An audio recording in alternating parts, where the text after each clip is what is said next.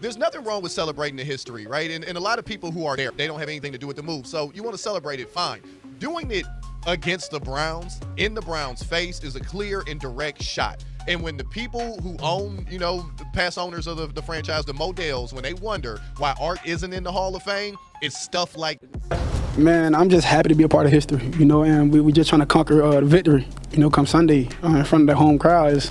I feel like it'd be incredible with all the festivities going on, for the crowd, the fans and stuff like that. Did the Baltimore Ravens just slap the Cleveland Browns in the face on purpose?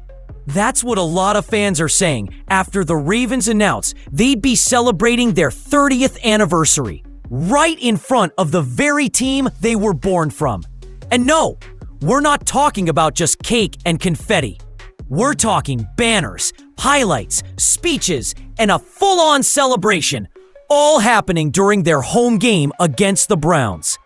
Coincidence? That's what the Ravens want you to believe. But Cleveland fans aren't buying it, not even close. Because when your team gets ripped from your city, rebranded, and turned into a rival, a party like this doesn't feel like nostalgia. It feels like a sucker punch. And now, in the middle of all this chaos, Shedeur Sanders is stepping onto the field with something to prove. This isn't just another matchup. It's about stolen history, bad blood, and a new generation trying to write their own chapter in a 30-year-old saga. ... That's exactly what it is. I'm over it. Chris, I'm not over it. I'm Sicilian. I'm from Cleveland, and I'm a Taurus. I don't forget. Get it? Oh, I get it. Get it? They stole our team, and they're going to celebrate the 30th anniversary of stealing someone else's team. I think it's classless. I understand. I don't know. I guess the Ravens, they're doing it for the Baltimore fans who got screwed too. But make no mistake about it, they're going to have a grandiose celebration, and the Browns are the opponent. And Grossi has said on Daily Grossi yesterday, it's a coincidence because it's their first home game. Tony, please, don't give me that Come on, man. And what goes down this Sunday? That might be the most emotional game of the season, for all the wrong reasons. It started with just one throw. Clean, precise, and right on target. A pass from Shedeur Sanders to wide receiver Gage Larvadin during a Browns practice that had social media lighting up like it was game day. What should have been just a routine practice clip turned into something way bigger. Fans weren't just reacting to the mechanics, though, let's be real. The ball placement was flawless. They were reacting to the message behind it. Shedeur's locked in. And maybe, just maybe, he's about to shake up the NFL narrative in a major way. Reported by Fred Graham, the play showcased Shedeur's timing, patience, and vision, all traits that critics once said wouldn't translate at the pro level. Well, it's translating now, and fast. But what really grabbed people wasn't just the throw, it was the timing. You know what they're celebrating? They are celebrating the very reason Art Modell will never be in the Hall of Fame. That's what they're celebrating. Because he never will because of that move. Blame Sashi Brown for all of this. He's now their president. He knows the side of that story by being here. And this kind of promotion falls under his domain in his present office in Baltimore. So you blame him for this. He could have easily said, you know what? I know those people there. They're good people. Why don't we just pick another date? Just days before the Browns are set to face the Ravens, a matchup already dripping with emotional and historical weight. Shedeur pops up with a highlight that looks like a flex. Not just for fans, but for Baltimore too. And here's where things start getting interesting. Because this wasn't some random wideout. Nope. The man catching that ball? Gage Larvadin, a rising favorite in Cleveland's receiving corps, and someone Shedeur has instant synergy with. Whether intentional or not, the move sent a message. Don't overlook us. Not in this game. Not in this rivalry. Not anymore. And just when you think the story ends there, it doesn't. Because another familiar face is stepping into the spotlight. And he has just as much skin in this game as Shedeur does. Just when you thought Shedeur Sanders was the only name to watch this Sunday, another familiar face enters the mix. LeJohntay Wester. In terms of looking back, what an amazing run, and what a era, for the Ravens at the Joe Flacco era. I think he was in there, and the early part of his career was with Ray and Ed and those guys, and the later part of his career with another set of guys, and he just he's iconic, I think, in Baltimore football history, and so respect that and admire that, and still keep in touch with him, except not this week. And this week, it's not about that for us as a football team. It's about us getting prepared for a good quarterback that knows how to play the game, that's capable of making plays against you. And we're going to have to be at our very best to defend against Joe and the whole offense. If that name rings a bell, it should. Wester isn't just a promising wide receiver for the Browns. He used to catch passes from Shedeur during their time together at Florida Atlantic before Sanders transferred. On paper, it's just another player getting reps. But to fans who know the backstory, this is a reunion dripping with potential and unfinished business. Wester has been quietly grinding his way into the Browns lineup, and for this matchup, he's not riding the bench. He's been named the starting punt returner and will also serve as the team's third option slot receiver. That means even if he's not top of mind, he could end up being a deciding factor when it matters most. For Shedeur and Wester, this isn't just an accidental crossover. It's a collision of two journeys that started together, drifted apart, and now find themselves crossing paths again in one of the most emotionally charged games of the season. The chemistry between these two isn't something you fake. It's earned through reps, trust, and timing that doesn't go away overnight. Even if they're on opposite ends of this matchup, don't be surprised if both names make headlines once the dust settles. And if you thought that was where the drama peaked, think again, because while the players are gearing up for war on the field, the Ravens just added fuel to the fire by throwing a celebration that's got all of Cleveland talking. Just days before kickoff, the Baltimore Ravens made an announcement that turned a regular season matchup into something way deeper. They're throwing a full-blown 30th anniversary celebration during Sunday's game against the Cleveland Browns. Because if you know football history, or if you're from Cleveland, that celebration hits a little different. The Ravens weren't always the Ravens. In fact, they were the original Cleveland Browns before the franchise was yanked from the city in 1995 and dropped into Baltimore overnight. Millions of Browns fans woke up to find their team stolen, their city blindsided, and their legacy erased with the stroke of a pen. And now, the Ravens want to celebrate that 30-year legacy in front of the very fan base whose hearts were ripped out. Was it tone deaf? Disrespectful? Cold? That depends on who you ask. But for Browns loyalists, it felt personal. Because this isn't just a reunion. It's rubbing salt in a wound that never fully healed. Even worse, the league is calling it a coincidence. Sure, the Ravens say it's simply their first home game. The timing just happened that way. But come on, out of all the weeks, they chose this one against this team? To many fans, it's not just trash talk. It's a calculated jab.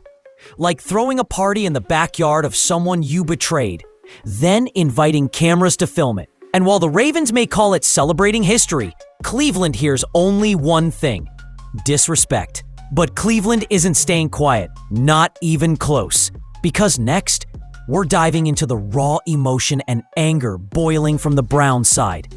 If the Ravens thought they could honor their legacy without stirring the pot, they were dead wrong. The moment news broke about the 30-year celebration, Cleveland fans erupted, not with boos from the stands, but with a deep, decades-long pain that still hasn't faded. This wasn't just frustration. It was heartbreak, betrayal, and raw anger boiling over. Because no fan base forgets getting their franchise ripped out from under them. Comments flooded social media. Sports talk shows turned fiery. One longtime Browns supporter put it bluntly: they're not celebrating a team's birth. They're celebrating stealing our team. For many, this game feels less like a matchup and more like a slap in the face. A reminder of the day Art Modell, then owner of the Browns, packed up the franchise in the dark of night and took it to Baltimore. That move still stings so deeply, Modell's name is practically banned from Hall of Fame conversations. And now the Ravens want to act like it's all water under the bridge? Cleveland says otherwise. Some fans even went as far as calling the celebration classless, petty, and a symbol of everything wrong with corporate sports. One emotional radio call-in captured the sentiment perfectly. They could have picked any other date, any other team, but they chose this one. Don't tell me that's a coincidence. The message is clear. Cleveland hasn't forgotten, and they haven't forgiven either. And with that resentment bubbling, this game is no longer just about touchdowns or field goals. It's about something deeper. Pride, history, and revenge served cold on a Sunday afternoon. But what if this wasn't just an oversight by the Ravens? What if some people believe it was all part of the plan? Every story has two sides, but in this case, one side just isn't buying it. The Ravens have stayed relatively quiet about the controversy, brushing it off by saying the celebration is just tied to their first home game of the season. Nothing more, nothing less. But to Browns fans, and even to some analysts, that excuse feels too convenient, too clean. Because let's be honest, you don't accidentally schedule a massive 30-year anniversary party against the same franchise you were ripped from. You definitely don't post about it in bold letters, run a highlight reel of your origins, and expect the response to be chill. That's not a mistake. It's a statement. Online forums lit up almost immediately. Reddit threads, Twitter X debates, YouTube reaction videos. Everywhere you looked, fans were asking the same question. Was this a calculated PR move? A not-so-subtle dig at Cleveland? A distraction tactic? Some pointed fingers directly at Sashi Brown, the Ravens' current president, and ironically the former Browns executive once tasked with rebuilding after the fallout. He knows what this game means in Cleveland. He's fully aware of the baggage, which only makes the timing even more suspicious. Think about it. The Browns walk into M&T Bank Stadium, and instead of just facing a tough opponent, they're staring down a celebration of their own betrayal, live streamed for the league to see. If it was intentional, it's brutal. If it wasn't, it's one of the most tone-deaf decisions the NFL's front offices have ever allowed. Either way, it added fuel to a fire that's been slowly burning for decades. And now, Shedeur Sanders and LaJohntay Wester are stuck right in the middle. Not just players, but symbols of a city looking for redemption. But the real question? Can this young generation rise above the past, or will they get swallowed by it? All the noise, the history, the controversy, none of it matters when the ball's in the air. At least that's what players are trained to say. But deep down, you can't ignore what this game represents. For Shedeur Sanders, this isn't just another chance to prove himself. It's a spotlight moment, a national stage, a chance to silence doubters, elevate his name, and show he's more than just Deion's son. He's his own legacy in the making. And what better place to make a statement than in a matchup charged with betrayal and bad blood? And then there's LaJohntay Wester walking into Sunday's game with a chip on his shoulder. Undrafted, overlooked, and now finally in a position to shine. Whether he returns a punt to the house or slips through the secondary for a crucial reception, Wester isn't just playing for the win. He's playing for the respect that's always been just outside his reach.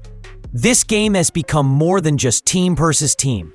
It's old versus new. Pain versus pride, and legacy versus legacy. What makes it even more interesting? Most of the young players on both sides weren't even born when the Ravens bolted out of Cleveland. They didn't live through the chaos or sit in half-empty stadiums wondering what went wrong. But that doesn't mean they don't feel it, because now they're the ones carrying the weight of that history. Every throw, every fumble, every touchdown is going to be remembered in a game that's emotionally soaked in the past. And for players like Shedeur and Wester, this might be the game that writes the first real page of their NFL story. But for one of these teams, history might repeat itself, and not in a good way. This Sunday isn't just another game on the schedule. It's a boiling point, one where football meets history, and the outcome will echo far beyond the final whistle. For Baltimore, a win would be the cherry on top of a celebration already loaded with controversy. It would say, not only did we take your team, we're still better. It's bold, it's brutal, and you better believe the Ravens want that narrative sealed into their legacy. But for the Cleveland Browns, this game is more than just a shot at redemption. It's a fight for identity. To beat the Ravens on their own turf, on the day they're throwing a party about stealing your franchise, would be the ultimate revenge story. It would silence the noise, fuel the fan base, and flip the celebration on its head. From how dare you to remember when we ruined your 30-year party? The emotional load is heavy.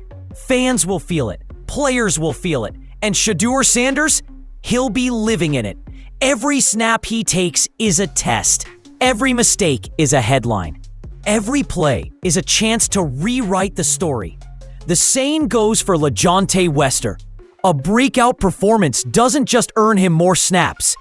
It cements his place in one of the most emotionally significant matchups of the season. And here's what makes it even crazier. This game might decide more than just bragging rights. A win or loss here could shape playoff implications, contract talks, and even long-term team chemistry. Two teams, one bitter rivalry, one city looking for closure, and the other trying to bury the past beneath the scoreboard. Someone's walking out with more than a win. Someone's walking out with the last word.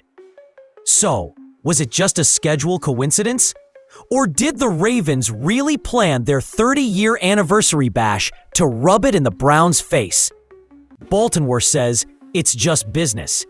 Cleveland says it feels personal. And somewhere in the middle of all this tension stand two young players, Shedeur Sanders and LeJohntay Wester, fighting for respect, opportunity, and a place in NFL history. This game has become a collision of stories, old scars and new beginnings, revenge and redemption. But the truth is, no amount of touchdowns or celebrations will erase what happened 30 years ago. That wound runs deep, and for many Browns fans, it's never really healed. But winning on this stage, in that stadium, that could change everything. Because sometimes football isn't just about stats or scoreboards. Sometimes it's about emotion, legacy, and the moments that make a fan base feel like they finally got justice, even if it took 3 decades and a new generation of athletes to get there. And here's the kicker. There's no guarantee how this game will end. But one thing's for sure.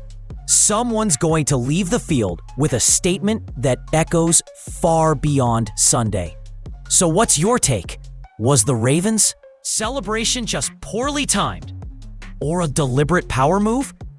Will Shedeur and Wester rise to the moment? Or get buried under the headlines? Drop your thoughts in the comments. I'm reading all of them. And trust me, this was one of those games we're all going to remember. If you haven't already, hit that like button, subscribe, and turn on the notification bell so you never miss a moment when sports history's being made. Until next time, it's more than just a game.